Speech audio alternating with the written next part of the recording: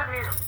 ఆయన ఇంకా చంద్రశేఖర పరమాచార్య స్వామి వారి దగ్గరికి వెళ్ళక ముందే అసలు ఆయన వచ్చి ఇంకా ఎక్కడో ఆశ్రమంలో తిరుగుతుంటే శిష్యుణ్ణి పిలిచి, చూడరా ఫలానా నైవేద్య పక్కన సంచి ఒకటి తగిలించుకుని విభూతి రేఖలు పెట్టుకుని అగ్నికార్యం చేసిన గుర్తుగా నల్లటి బొట్టు పెట్టుకుని సోమశేఖర శాస్త్రి అని చెప్పి భీమవరం నుంచి వచ్చి ఒక ఆయన తిరుగుతున్నాడు, ఇలా తీసుకురా.